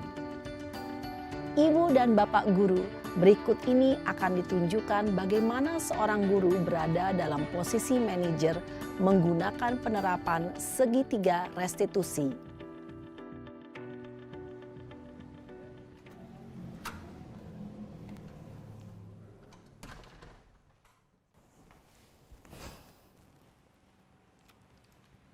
Siang, Sarah. Siang, Pak. Sudah lama nggak ketemu Sarah? Kenapa hari ini ada di sini? Kesel, Pak. Kesel banget. Masa aku dikatain tukang fitnah, Pak? Ya aku marah lah. Aku balik ngatain Eka di depan kelas. Kesel banget. Oh, begitu. Ya pasti kamu marah dan kesal. Bapak juga akan marah apabila ada yang menuduh Bapak seperti itu. Kemudian, pada saat itu, kamu mau melakukan apa? Ya saya langsung ngatain Eka lah, Pak. Kesel banget. Saya bentak-bentak dia depan teman-teman lain. Oh, begitu. Pasti kamu melakukan seperti itu karena suatu alasan tertentu, bukan? Iyalah, masa saya diam saja, Pak? Ya saya bela diri lah. Masa saya dituduh tukang fitnah? Ya wajarlah. Mempertahankan harga diri itu sesuatu yang penting buat kamu. Untung kamu tidak bertindak lebih gegabah lagi. Hanya membentak-bentak. Iya, Pak. Untung saya masih bersabar dan hanya membentak saja. Sudah gemes padahal. Saya pasti bela diri lah. Ya pasti ya. Tapi kamu memilih untuk tetap bertahan dan bersabar. Kamu memilih untuk tidak berbuat lebih parah lagi, bukan? Iya. Nah, sekarang coba kita lihat lagi. Tindakan kamu yang bentak-bentak Eka di kelas. Tindakan kamu itu kira-kira sesuai dengan keyakinan kelas atau prinsip kamu tidak? Enggak lah, Pak. Capek, Pak, jadi pemarah. Jadi keyakinan atau prinsip mana yang kurang sesuai dengan keinginan kamu? Ya, saya sebenarnya sangat menghargai orang lain. Mungkin saat itu saya menjadi emosi, jadi tidak menunjukkan sikap itu. Kamu meyakini tidak? Menghargai orang lain itu penting buat kamu. Yakinlah, Pak. Iya, setuju. Kita harus saling menghargai. Namun, ada juga keyakinan yang kita sepakati yang perlu kita jalankan apabila kita sedang marah, bukan?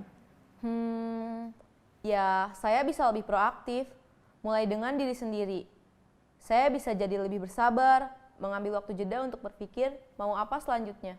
Kira-kira kamu bersedia memperbaiki masalah ini tidak? Bersedia, Pak. Kalau kamu memperbaiki masalah ini, kamu akan menjadi orang seperti apa? Saya akan menjadi orang yang bertanggung jawab kali ya, Pak. Dan senantiasa proaktif. Iya, menurut kamu bagaimana rasanya menjadi orang seperti itu? Ya nyaman lah, bangga bisa bersabar dan menahan diri. Baiklah kalau begitu. Yuk kita pikirkan bagaimana memperbaiki masalah ini.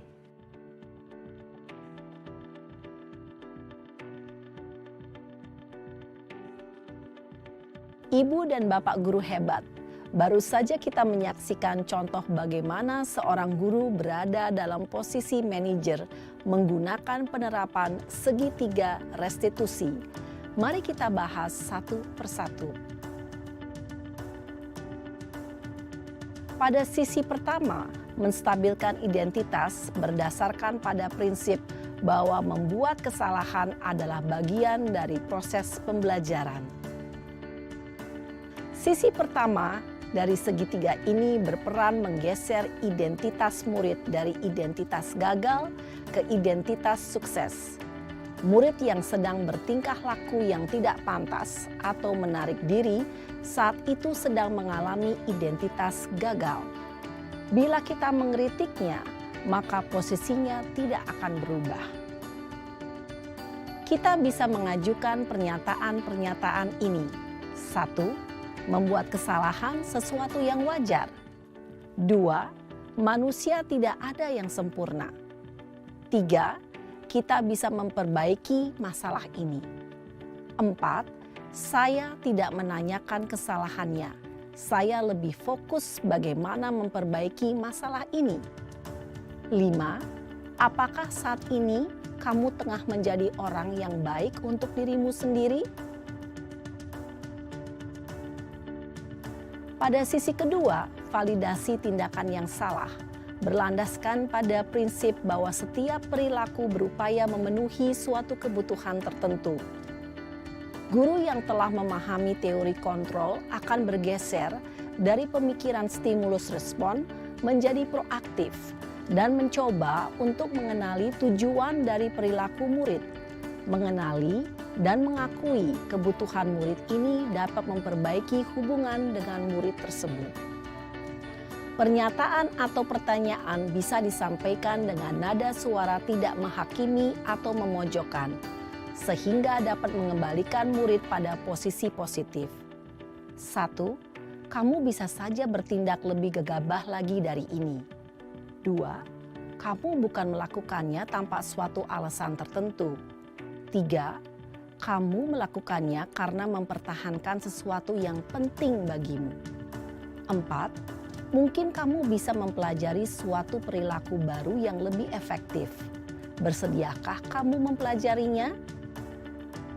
Selanjutnya, kita akan simak sisi terakhir, yaitu menanyakan keyakinan. Teori kontrol menyatakan bahwa pada dasarnya kita termotivasi secara intrinsik. Pada saat perilaku yang salah telah divalidasi dan identitas sukses telah stabil, maka murid telah siap mengaitkan keyakinan-keyakinannya dengan tindakannya yang salah dan pemikirannya telah bergeser ingin menjadi orang yang dituju.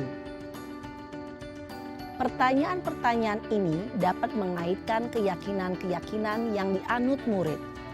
1. Sebagai keluarga atau kelas, apa yang kita yakini? 2. Nilai-nilai apa yang telah kita sepakati? 3. Seperti apa gambaran sebuah kelas yang ideal bagi kamu? 4. Kamu ingin menjadi orang seperti apa?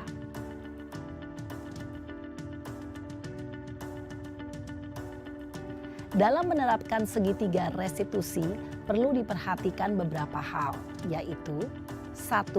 Perilaku yang salah perlu dikaitkan dengan nilai-nilai atau keyakinan-keyakinan yang telah disepakati atau dituju. 2. Kesediaan orang yang melakukan kesalahan untuk memperbaiki masalah. 3. Pemecahan masalah sebisa mungkin relevan atau memiliki hubungan dengan masalah yang ada. 4. Usaha. Perlu adanya suatu usaha perbaikan dari pihak yang berbuat kesalahan. 5. Waktu. Perlu didedikasikan waktu dari pihak yang berbuat kesalahan. Tanyakan kapan akan mulai diberlakukan usaha untuk memperbaiki masalah. Dengan memahami struktur penerapan segitiga restitusi, diharapkan guru dapat menerapkan posisinya sebagai manajer dengan mengajukan pertanyaan-pertanyaan bermakna yang dapat membuat murid menjadi lebih percaya diri, bertanggung jawab, dan mandiri. Nah, Ibu Bapak Guru perlu tidaknya mengikuti ketiga tahapan dalam segitiga restitusi bergantung pada ringan beratnya suatu permasalahan. Misalnya, bila permasalahan tersebut ringan, maka tidak perlu dijalankan secara berurutan. Bahkan bisa semudah menanyakan apa keyakinan yang kita sepakati. Dengan menjalankan segitiga restitusi, dengan mengajukan pertanyaan-pertanyaan bermakna, diharapkan murid menjadi lebih kuat secara pribadi, dapat membuka wawasan murid agar dapat menyelesaikan permasalahannya sendiri, semakin percaya diri, mandiri, dan merdeka. Salam dan bahagia, Ibu Bapak Guru hebat.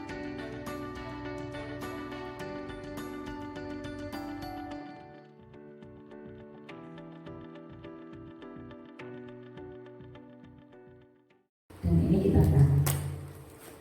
Selanjutnya ini adalah praktik segitiga restitusi yang saya laksanakan dengan siswa dari kelas 12 PKR, Teknik Kendaraan Otomotif. Mas Ujung, hari ini sehat? Sehat, Bu. Semangat? Semangat. Tadi udah selesai sholat ya? Iya. Iya. Mas Ujung anak yang pintar ya? Pintar. Rajin? Rajin, Bu. Oke. Tapi gini Mas Ujung, sudah 2 kali ini saya amati ya di jam pelajaran bahasa Jawa, jam terakhir pula ya. Ternyata Mas Ujung tidak masuk. Itu benar enggak? Iya. Iya, nggak apa-apa Mas. Setiap orang itu pernah melakukan suatu kesalahan. Itu juga begitu. Hanya kita harus bisa mengintrospeksi diri, kan gitu ya. Iya. Saya mau tanya dulu nih, kira-kira Mas Ujung kenapa kok bisa tidak masuk di jam saya? Kan jam bahasa Jawa itu kan kebetulan terakhir. Iya. Nah, saya ikut teman latihan futsal, Bu, dari kelas lain. Oh begitu. Kemudian kamu langsung pulang? Iya. Oh gitu ya. Kamu izin sama guru piket tidak Mas? Tidak, Bu. Teman-teman kamu tidak kamu beritahu? Tidak. Nah itu Mas. Akhirnya di dalam daftar hadir kamu tertulis belum lulus. Karena memang tidak ada pemberitahuan. Nah itu yang pertama ya. Iya. Lalu di minggu berikutnya Mas Ujung masih tidak masuk lagi. Bener nggak? Benar. Iya. Itu kira-kira kenapa lagi itu? Kan yang pertemuan pertama kan kata teman-teman ada tugas, Bu. Ya. Nah, dan saya belum mau jalan tugasnya, Bu, karena saya tidak tahu materinya. Nah, jadi minggu berikutnya saya membolos lagi, Bu. Oh gitu. Jadi mengulang kesalahan yang sama ya, membolos lagi ya, gara-gara tidak mengerjakan tugas. Iya. Oh baiklah. Sesampainya di rumah kira-kira gimana Mas? Orang tua kamu tanya nggak kamu pulang dulu atau sempat mampir ke warung-warung nih? Saya langsung pulang. Beneran? Beneran. Orang tua kamu nggak tanya? Ditanya. Terus kamu jawab gimana? Saya bergaul kepada orang tua. Oh gitu. Iya wajar karena kalau tidak berbohong pasti kamu akan dimarahi ya. Iya. Oh gitu. Baiklah. Mas Ujung, kira-kira hal yang seperti ini sesuai keyakinanmu nggak Mas? Enggak, Bu. Kira-kira hal yang seperti ini menurut Mas Ujung suatu kesalahan nggak? Iya, Bu. Iya. Terus menyikapi kesalahannya seperti ini, ya. Kira-kira langkah yang ingin ditempuh Mas Ujung apa nih? Saya akan berusaha memperbaiki kesalahan yang sebelumnya Bu, dan saya tidak akan mengulangi hal yang sama lagi. Iya, bagus. Caranya gimana? Saya akan berusaha tidak bolos lagi, dan Ya. untuk menutupi tugas-tugas saya yang belum selesai, apakah saya bisa dikasih kesempatan lagi Bu untuk menutupi tugas saya? Baiklah, bisa kalau untuk memperbaiki kesalahan menyelesaikan tugas, bisa, nanti bisa ikut berikan tugas yang lain. Tapi kamu melakukan hal ini terpaksa enggak? Enggak. Beneran? Bener. Oke. Terus tadi kamu juga sempat berbohong dengan orang tua, terus nanti gimana? Saya akan tidak bohong lagi Bu, saya sudah janji. Oh gitu. Yakin nih? Yakin. Tidak terpaksa ya? Tidak. Iya, karena gini Mas ya. Ketika Mas Ujung berbohong atau membuat suatu kesalahan, akan menimbulkan kesalahan yang lain tidak? Iya. Iya, nah itu perlu dipikirkan juga ya. Iya. Ternyata ada dampak di selanjutnya seperti itu. Baiklah Mas Ujung, untuk selanjutnya waktu mengerjakan nanti akan ada perbedaan ya. Iya. Nanti waktu mengerjakan tidak sebanyak teman kamu durasinya, paling hanya sekitar 2 atau 3 hari. Kira-kira sanggup nggak? Sanggup Bu. Beneran ya? Bener. Dan dari sini Mas Ujung berubahnya benar-benar dari hati ya? Iya. Tidak kepaksa? Tidak. Tetap semangat Mas? Semangat. Oke. Saya menantikan buktinya ya. Iya. Karena Mas Ujung biasanya tuh selalu rajin kok tiba-tiba seperti ini. Ternyata ada suatu hal. Baiklah, terima kasih Mas Ujung atas penjelasannya. Dan di jam saya yang selanjutnya jangan bolos lagi ya. Iya Bu. Beneran ya? Bener. Oke, terima kasih Bu Sulka. Baik, terima kasih Mas Ujung. Saya akan melanjutkan aktivitas selanjutnya. Terima kasih. Sama-sama Bu. Ini kita akan juga selesai sudah materinya. Jadi sampai di sini hal-hal yang perlu kita garis bawah adalah kebiasaan baik atau budaya positif yang ada di lingkungan kita. Budaya-budaya positif yang bisa kita terapkan, kita tingkatkan untuk tetap dijalankan dalam sehari-hari. Itu kurang lebihnya. Nanti untuk budayanya seperti apa bisa diterapkan di kelas. Nanti diajak bersama-sama dengan teman-teman warga satu kelas. Itu nanti keyakinan kelasnya seperti apa. Nanti dari masing-masing kelas bisa dipadu-padankan. Kira-kira dari kelas, misal dari kelas jurusan PMP A dan B seperti apa keyakinannya, kira-kira bisa tidak ditarik keyakinan kelas menjadi global. Yang semula keyakinan kelas A, keyakinan kelas B menjadi keyakinan kelas PMP begitu. Demikian pula untuk jurusan yang lain seperti TKR A, B, C, kan ada 3. Siapa tahu nanti bisa ditarik kesimpulan budaya positif dari jurusan TKR. Nah, ini biasanya dari masing-masing jurusan itu punya karakter sendiri-sendiri. Yang mana dari karakter ini tidak bisa kita samakan karena memang karakter budaya dari masing-masing siswanya sudah berbeda sesuai dengan studi yang dia tekuni begitu. Ini kaitannya dengan budaya positif. Sampai di sini apakah bisa dimengerti? Ya. Apa ada yang ingin bertanya? Atau mungkin karena waktunya sudah ini ya, sudah agak lelah juga, ya, nanti bisa dipraktekkan gitu ya. Kalau nanti mengingat keterbatasan waktu kita, nanti jika ada yang kurang jelas bisa ditanyakan di lain kesempatan. Bisa lewat WA bisa, atau mungkin ketemu langsung juga bisa. Begitu ya.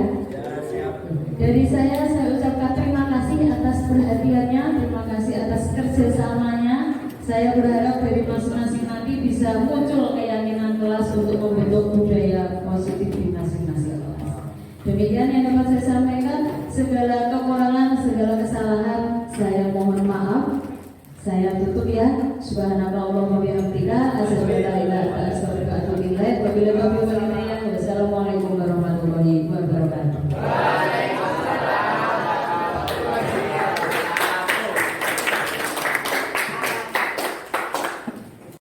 Saya Jeremy Agus Setiawan, siswa 1910. Saya merasa senang mengikuti seminar budaya positif yang disampaikan oleh Ibu Siti ini. Dari seminar tersebut, saya tambah ilmu dan bermotivasi untuk menyusun keyakinan kelas secara bersama. Terima kasih Ibu Siti ini, semoga sukses dan sehat selalu. Assalamualaikum warahmatullahi wabarakatuh. Saya Ibu Ana Nur Ayu Laili dari SMK Migas Cepu. Kesan saya terhadap Ibu Siti Yeni selama mengikuti program guru penggerak yakni banyak perubahan yang positif. Mulai dari cara mengajar di kelas, kedekatan dengan siswa, sharing dengan rekan sejawat, dan juga melaksanakan seminar budaya yang positif. Selalu semangat Bu Siti Yeni, semoga sukses di program guru penggerak. Wassalamualaikum warahmatullahi wabarakatuh. Bu Ana Nur. Demikian aksi nyata modul 1.4 yang telah saya laksanakan. Sebagai penutup, saya tutup dengan pantun, naik kereta api cari yang eksekutif. Mari motivasi diri melaksanakan budaya positif. Dari saya, calon guru penggerak angkatan ke-7. Salam guru penggerak, tergerak, bergerak, menggerakkan. Wassalamualaikum warahmatullahi wabarakatuh.